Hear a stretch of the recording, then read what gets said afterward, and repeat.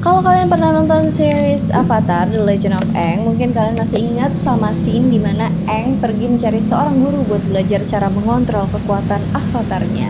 Ini terjadi di season 2 episode 19. Nah, di episode itu kalau kalian masih ingat, Aang ketemu sama seorang guru yang katanya bisa bantu Aang buat bisa menguasai atau mengontrol tubuhnya saat dia masuk ke dalam mode avatar. Soalnya sebelum itu, tiap kali si Aang masuk ke mode avatar, dia tuh nggak bisa mengendalikan atau mengontrol kekuatannya sendiri.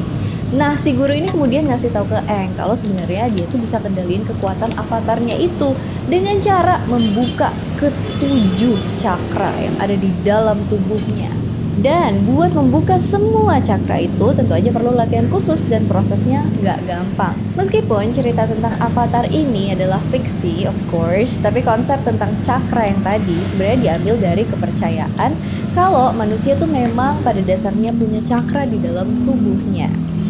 Jadi buat yang belum tahu, cakra ini tuh semacam pusat energi yang letaknya itu tersebar di beberapa bagian tubuh kita. Cakra-cakra ini fungsinya buat mengatur dan menciptakan energi supaya tubuh kita tuh bisa berfungsi dengan baik.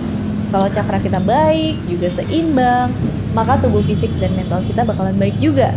Kalau cakra kita nggak seimbang atau terhambat, maka fisik dan mental kita juga bakalan drop atau banyak hal negatif lain yang terjadi sama tubuh kita. Contohnya kayak gini nih, ada nggak di antara kalian yang kadang sering ngerasa capek seharian, padahal kalian nggak ngapa-ngapain?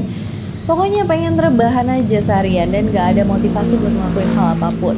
Nah, kalau dalam psikologi mungkin itu adalah tanda-tanda awal kalau kalian depresi.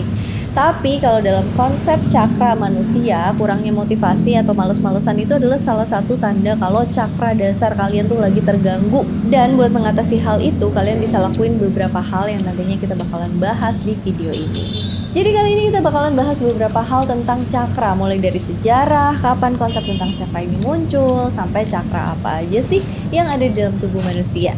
Kalau kalian penasaran, tonton videonya sampai habis. Apa itu cakra? Aku yakin pasti di antara kalian ada yang sering dengar kata ini, tapi nggak terlalu tahu atau ngerti kalau cakra itu sebenarnya apa. Bukan cakrakan ya yang penyanyi.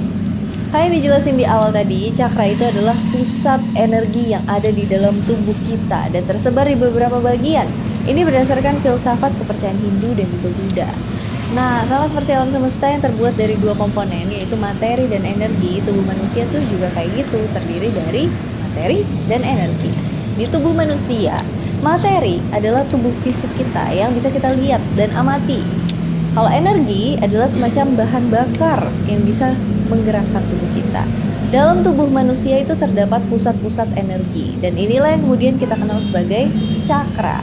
Kata cakra itu diambil dari bahasa Sanskerta yang artinya roda atau lingkaran. Alasan kenapa disebut roda atau lingkaran? Ya karena pusat energi di dalam tubuh manusia itu dianggap selalu bergerak dan berputar, kayak roda atau lingkaran. Mungkin bentuknya itu mirip sama pusaran langit yang ada di dalam lukisan Starry Night buatan Van Gogh, yang bentuknya itu nggak cuma lingkaran tapi juga kayak bergerak. Dan ini nggak secara spesifik terjadi di dalam tubuh manusia. Soalnya kalau kalian perhatiin, bentuk pusaran energi kayak cakra itu bisa kita temuin di alam, kayak di dalam pergerakan revolusi planet mengelilingi matahari, bentuk pergerakan atmosfer bumi, bahkan sampai ke bentuk galaksi Bima Sakti. Nah, konsep tentang cakra itu udah dikenal sejak ribuan tahun yang lalu. Agak susah buat nentuin kapan secara pasti ilmu tentang cakra ini muncul. Tapi kalau dalam beberapa sumber disebutin bahwa kemungkinan konsep tentang cakra ini udah muncul antara tahun 1500 sebelum Masehi sampai tahun 500 sebelum Masehi. Soalnya kata cakra yang paling awal itu ditemuin pada kitab Weda, kitab sucinya umat Hindu yang ditulis di sekitar tahun segitu.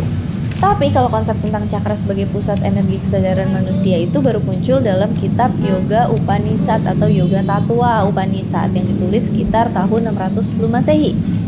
Kitab Yoga Upanishad ini pada umumnya ngebahas tentang berbagai macam hal soal teknik yoga, kayak teknik pernafasan atau pranayama, teknik meditasi atau dhyana, postur tubuh atau asana, dan lain-lain.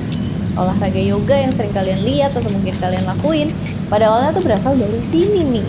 Orang India zaman dulu tuh udah melakukan praktik yoga buat bermeditasi dan juga mengolah pikiran dengan tujuan bisa menyatu dengan Brahman dan alam semesta. Dan dengan melakukan praktik yoga ini, orang-orang India zaman dulu tuh bisa meningkatkan kesadaran diri mereka.